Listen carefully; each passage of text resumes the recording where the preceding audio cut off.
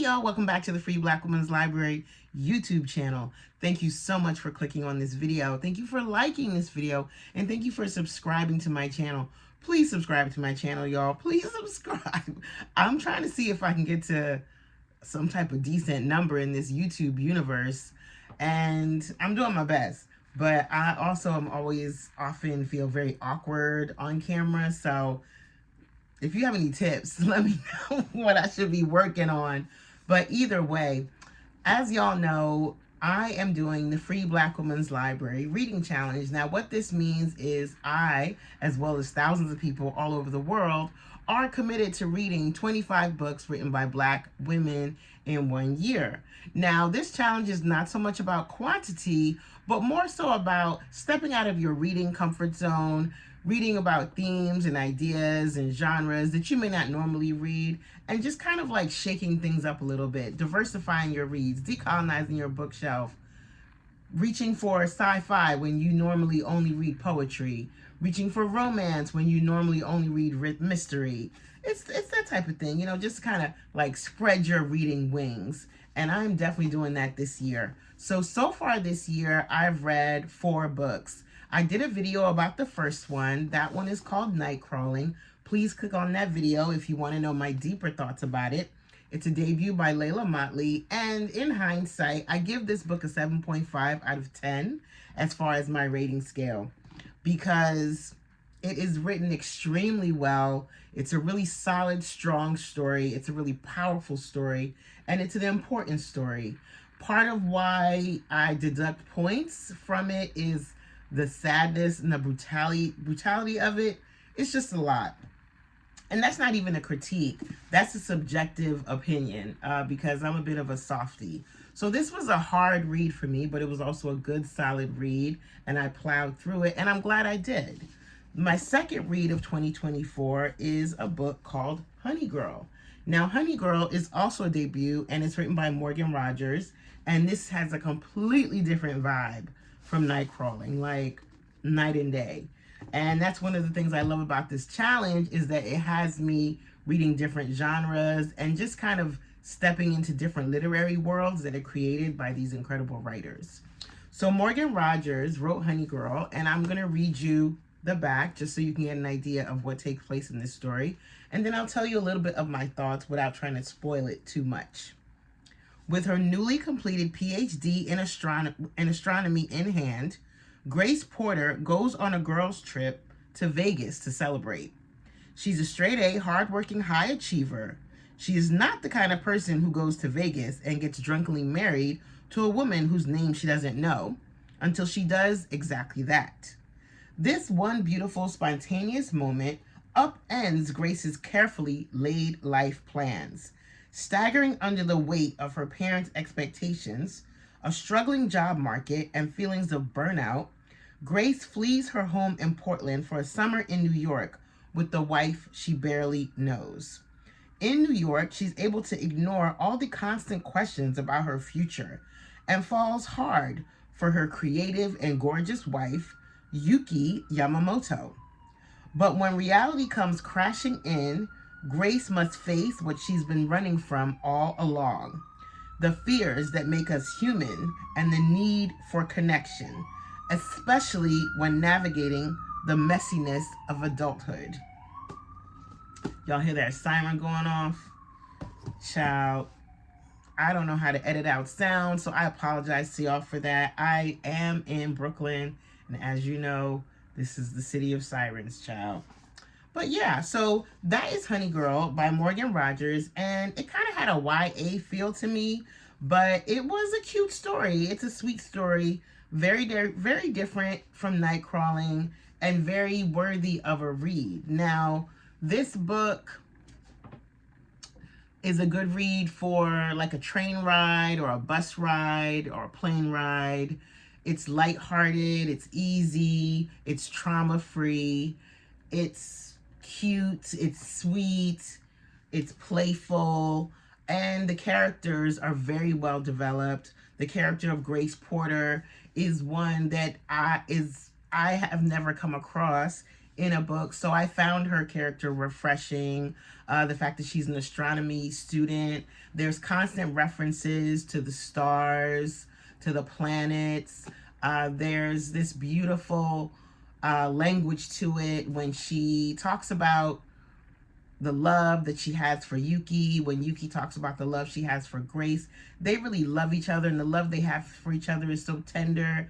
And honestly, the whole idea of them getting married, drunkenly married, like that part, I had some tension around that because I was like, that's not very realistic. That's weird. That doesn't happen. But hey, I know people who got married within a week of knowing each other, and they've been married for decades. I know a couple of different couples like that. So that whole thing of like falling in love at first sight, I'm a bit of a cynic when it comes to love, but I also do have a romantic side, and the idea of that sounds really sweet. Like, you meet your person and you just automatically know that that's your person. Like, you just know. You just know. How do you know? How do you know? I wish I knew. Yeah, I've never had that feeling about anyone in my life. So I would like to know what that feels like. So maybe I'm a little bit jealous of Grace and Yuki. Maybe that's my issue. Maybe that's my tension. But either way, so Grace Porter is the only child of two parents, and her father is a military man, so he's somewhat strict, somewhat domineering, and he has set these really high expectations for his child. So part of Grace's conflict, part of Grace's burnout is because of how she was raised by her dad.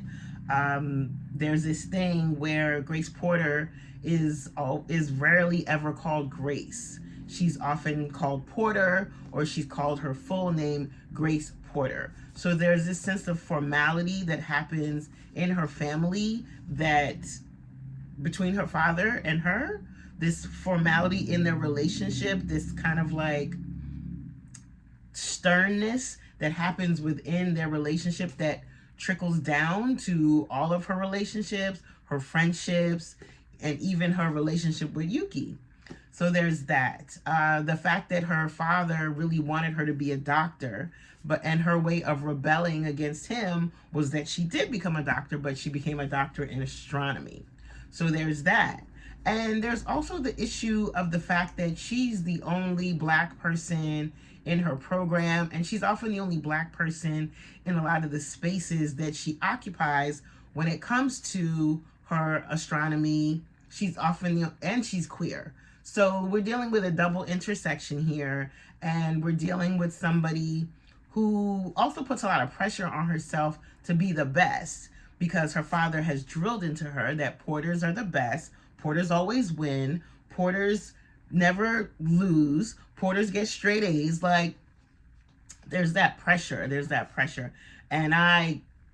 that's relatable. I feel like that's relatable for a lot of kids, a lot of young people, a lot of millennials, a lot of older people, regardless of what household you raised in. There's a certain parenting archetype that really sets their expectations for their kids really high, this idea of like Black excellence, and it's something that can really cause a lot of stress and anxiety for children.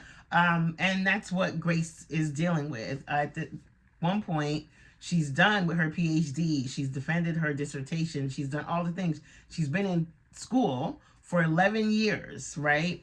And she just wants to rest. She wants to chill and just catch a break and just take a minute to soak in her accomplishments and all she's done. And her dad's like, so yeah, what's next? And she's just kind of like, So that story is part of what gave it that YA feel for me, although Grace is older. And when I think about YA characters, I usually think about like teenagers.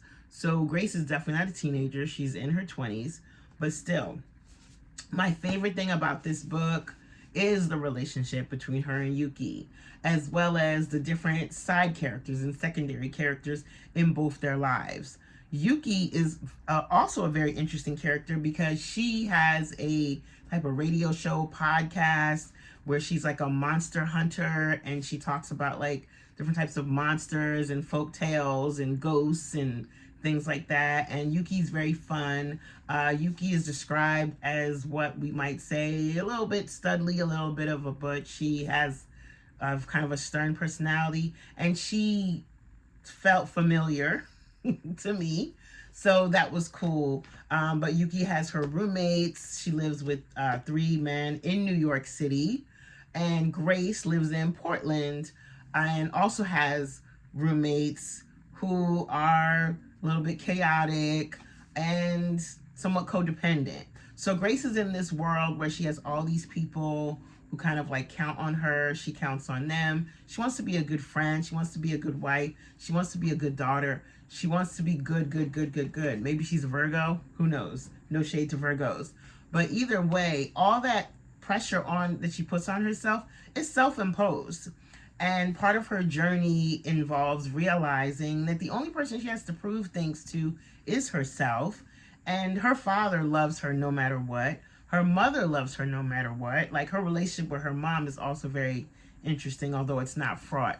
So this story is about Grace and her interior life, as well as how she feels about herself, how it affects all the relationships around her. And it's also about this love affair.